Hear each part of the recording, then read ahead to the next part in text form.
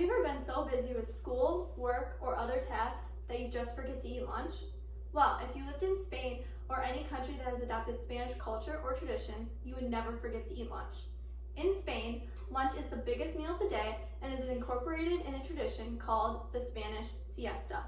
In modern culture, this is a break in the middle of the day, commonly from 2 p.m. to 5 p.m., where everything from schools to businesses shut down for a few hours. People go home and enjoy a large lunch, followed by any type of relaxation. The tradition arose from the ancestors of Andalusia and has since evolved because the ancestors used the 6th hour, which was around noon, to eat lunch and regain energy from their relaxation.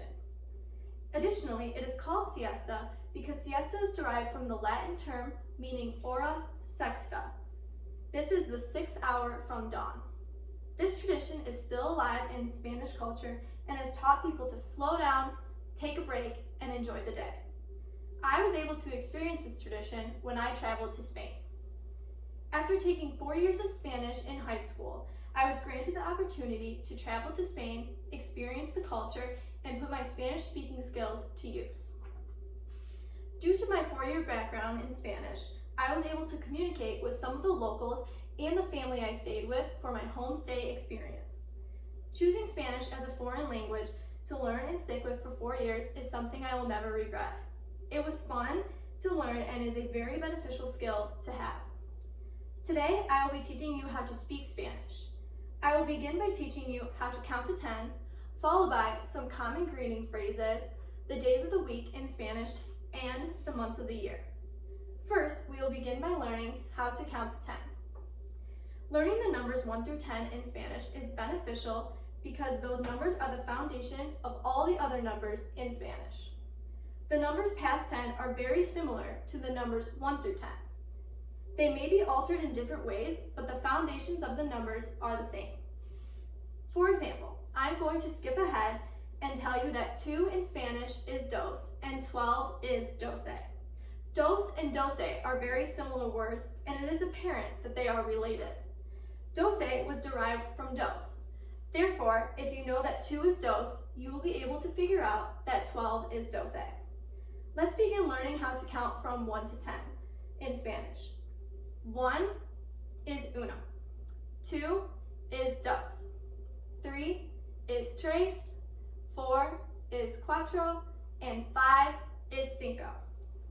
Now I am going to say the numbers 1 through 5 in English, then in Spanish. 1, 2, 3, 4, 5, and uno, dos, tres, cuatro, cinco. Now we will learn numbers 6 through 10. 6 is seis, 7 is siete, 8 is ocho, 9 is nueve, and 10 is diez. I will say the numbers 6 through 10 in English and then in Spanish. 6, 7, 8, 9, 10. 6, 7, 8, 9, 10.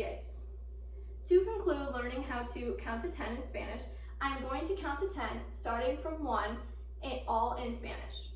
1, 2, 3, 4, 5, 6, 7, 8, 9, 10.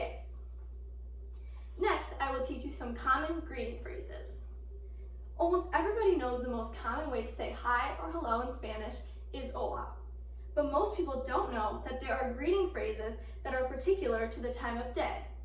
If one wanted to say good morning, good afternoon, or good evening, the phrase would begin with the word buenos, which means good. Buenos is the first word of each phrase. To continue the phrase for good morning, the word is dias. When putting the words together, the whole phrase would be buenos dias, which means good morning. Moreover, the words afternoon and evening are just as easy to pronounce. Afternoon is tardes and evening is noches. Therefore, good afternoon is buenos tardes and good evening is buenos noches. Let's review each phrase. Good morning is buenos dias, good afternoon is buenos tardes, and good evening is buenos noches. Now you have the ability to greet someone in Spanish and you have 3 phrases to choose from. Furthermore, we are going to learn one more phrase that comes in handy when you are leaving a gathering or event. And no, it is not the common term adios, which means goodbye. The term we are going to learn means see you later. This term is a perfect alternative for goodbye, or as Spanish speakers would say, adios. In English, there are 3 words, and in Spanish, there are 2 words with this phrase. The first word is hasta. It is spelled like pasta with an H, but the H is silent in the pronunciation. Therefore, it is pronounced hasta. The second word is luego. When the words are put together, the phrase is hasta luego, which means see you later. However, if the words are used separately, they have different meanings.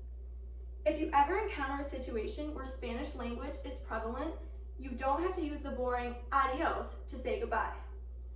Lastly, I will teach you the days of the week and the months of the year. Sadly, the Spanish days of the week do not sound anything like the English days of the week, but they are not too difficult to learn. I will go through each day by first saying the day in English, then Spanish. Sunday is domingo. Monday is lunes. Tuesday is martes. To review Sunday, Monday, and Tuesday, it is domingo, lunes, and martes. Now we will continue learning the rest of the days. Wednesday is miércoles. Thursday is jueves. Friday is viernes, and Saturday is sábado. For review, I will start at Wednesday and go until Saturday in Spanish. Miércoles, jueves, viernes, and sábado. To ensure that you know which Spanish day correlates with the English, I will conclude by saying the English, then the Spanish. Sunday, domingo. Monday, lunes. Tuesday, martes. Wednesday, miércoles. Thursday, jueves. Friday, viernes. And Saturday, sábado. Another important difference between Spanish days of the week and English days of the week is that in the Spanish language, the days of the week are not capitalized. The same goes for the months of the year in Spanish. However, the good thing about the Spanish months of the year is that they sound similar to the English months of the year. Let's begin by starting with the English month and then the Spanish. January is enero. February is febrero. March is marzo. April is abril. May is mayo. June is junio. July is julio. August is agosto. September is septiembre. October is octubre. November is noviembre. And December is diciembre. It is evident that the months in each language are just different variations of each other. I will review the months one more time in Spanish, starting with January.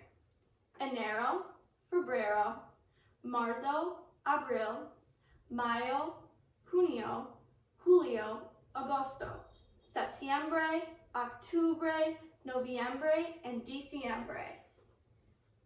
Overall, you have learned one tradition present in Spanish culture, along with how to count to 10 in Spanish, Spanish greeting phrases, the days of the week, and the months of the year in Spanish.